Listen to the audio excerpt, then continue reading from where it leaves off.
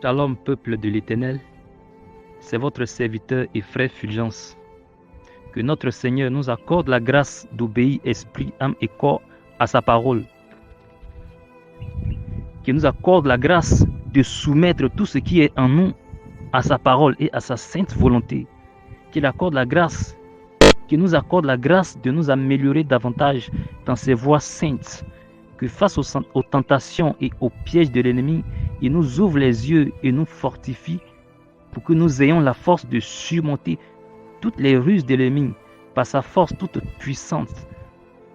Qu'il accorde la grâce à tous ceux qui écouteront ce message d'éviter la distraction dans toutes ses formes et de se concentrer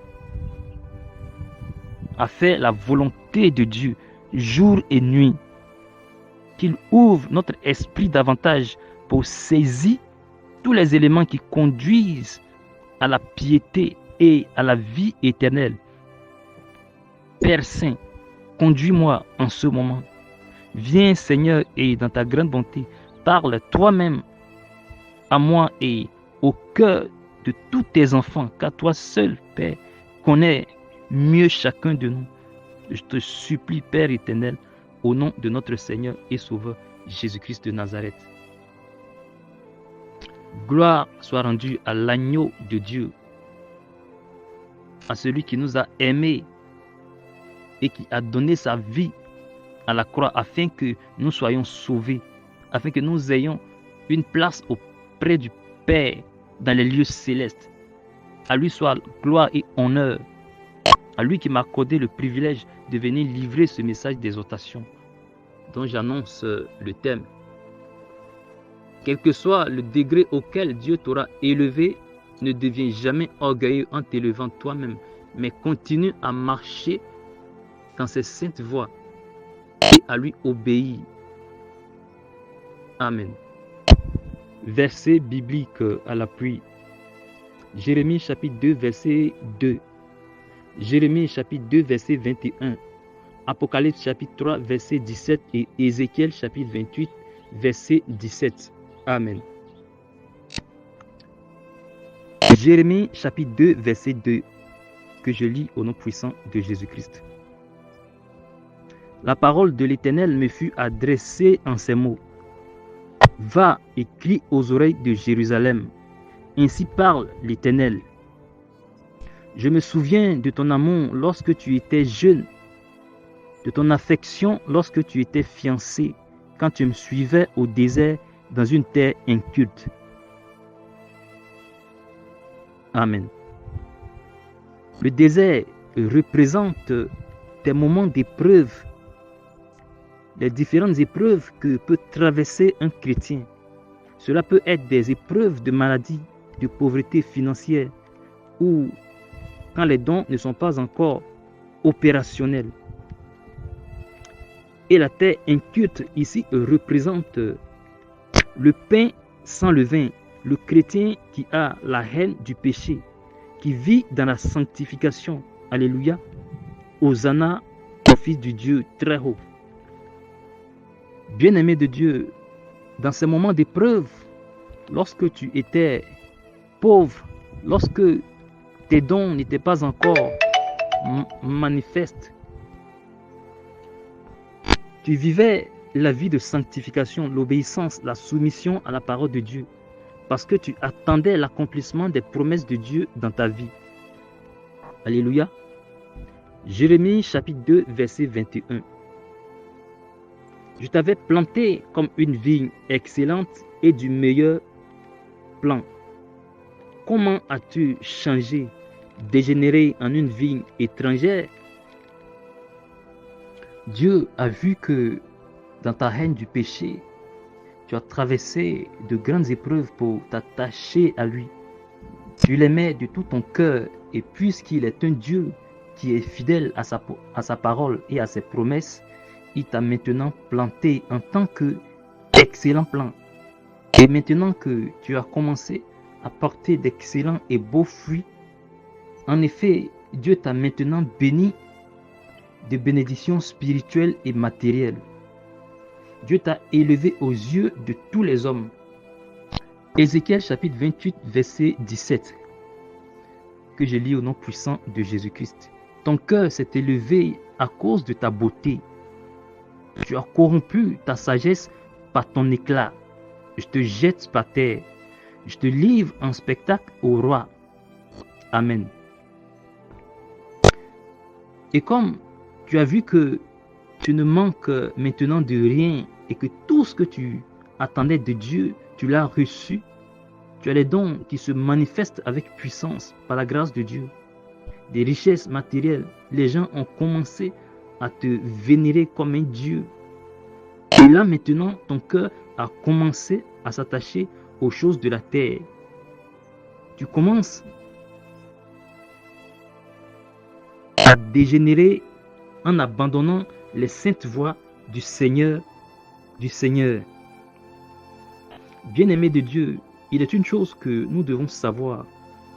Quand tu traverses des moments d'épreuve pour la gloire de Dieu, il va faire en sorte que ces moments d'épreuve prennent fin. Bien qu'il y aura toujours des épreuves, car en Christ, les épreuves ne cesseront jamais tant que nous sommes sur la terre.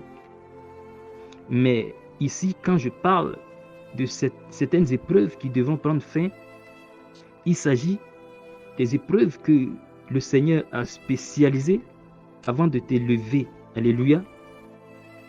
Et quand ces épreuves qu'il a spécialisées prennent fin, il te fait maintenant entrer dans ta véritable destinée en Christ. Parce que tu auras réussi à ces épreuves. Il te fait entrer dans la gloire. Mais attention, cela ne s'arrête pas là. Dans cette destinée qui t'a fait entrer, il continue à observer ton cœur, tes pensées, pour voir si la sagesse y demeure toujours. Je ne parle pas de la sagesse selon le monde, mais celle qui consiste à craindre Dieu, à marcher dans ses voies. Alléluia. Apocalypse chapitre 3, verset 17 que je lis au nom de Jésus-Christ. Parce que tu dis, je suis riche, je me suis enrichi et je n'ai besoin de rien. Et parce que tu ne sais pas que tu es malheureux, misérable, pauvre, aveugle et nu. Bien-aimés, quel sens donnons-nous à la richesse? Que signifie la richesse pour l'homme? Nous devons comprendre que la richesse matérielle n'est pas véritablement de la richesse, mais elles sont là pour nous accompagner. Les véritables richesses n'ont jamais été matérielles, mais spirituelles. Nous ne devons jamais penser que nous sommes riches parce que nous avons les biens matériels. Et notre cœur ne doit jamais s'attacher aux biens matériels pour se détourner de Dieu quand il nous fait entrer dans l'accomplissement de ses promesses à notre égard. Que les biens matériels, les dons spirituels ne deviennent pas pour nous une occasion de chute devant le Seigneur. N'est-ce pas de la malhonnêteté que de rester fidèle lorsqu'on attend les promesses de Dieu qui ne sont pas arrivées, encore venues, et dès qu'on reçoit l'accomplissement de ces promesses, on se détourne des voies de Dieu, n'est-ce pas de la méchanceté et de la malhonnêteté envers Dieu? Dans cette exhortation, ce que Dieu nous apprend, c'est la constance, la fidélité. Quand tu traverses des moments d'épreuve et que dans ces moments, tu continues à t'attacher à Dieu, à lui obéir, à l'aimer, il va sûrement te récompenser, t'élever, te bénir. Mais lorsqu'il t'aura élevé, récompensé, resteras-tu toujours fidèle et constant dans les voies de Dieu? Continueras-tu à toujours t'abaisser devant le Seigneur? Parfois, le Seigneur a envie d'accomplir rapidement ses promesses à notre égard. Il a envie de nous bénir, de nous sortir de certaines situations qui ne nous arrangent pas. Mais le Seigneur se demande parfois, mais si je sors cet homme de cette situation, est-ce qu'il ne va pas changer de cœur? Est-ce que son cœur ne va pas se détourner de moi quand il verra les richesses s'accroître, les biens matériels s'accroître? Est-ce que tout cela ne va pas détourner son cœur de moi? Voilà, ce sont des questions aussi que Dieu se pose. Parce que Dieu connaît le cœur de l'homme. Voilà pourquoi Dieu, dans ce message encore d'exhortation, il nous met aussi en garde. Pendant que nous sommes dans ces moments d'épreuve où nous attendons l'accomplissement de ses promesses, il nous met en garde afin que le jour où il aura accompli ses promesses à notre égard ou à ton égard, tu ne changes pas de voie, tu ne te détournes pas de lui. Et si tu étais pauvre et que maintenant Dieu t'a fait grâce et que dans cette grâce, dans cette vie d'abondance que tu es maintenant, tu t'es détourné de Dieu, il est important maintenant de te repentir et de reprendre tes voies auprès de Dieu. Alléluia. C'est ça la fidélité à l'égard de Dieu. C'est ça la constance dans la vie en Christ. Dans les bons moments, dans les mauvais moments, on ne change pas. Et n'est-ce pas ce que le Seigneur est? Il est le Dieu qui ne change pas. Il est le même hier, aujourd'hui et éternellement. Il ne change pas dans ses sentiments, dans ses pensées, il ne change pas. Et si Dieu nous a créés à son image, pourquoi nous, en tant qu'hommes, quand nous étions pauvres, quand nous attendions des choses de Dieu, nous étions fidèles. Mais maintenant que Dieu a répondu à nos besoins, nous nous détournons de ses voies. Nous devons nous repentir devant la face du Seigneur et demeurer fidèles et constants jusqu'à la fin de nos vies sur terre pour hériter le royaume qui nous a été promis depuis des siècles. Que toute la gloire revienne à notre Seigneur et Sauveur Jésus-Christ de Nazareth. Amen.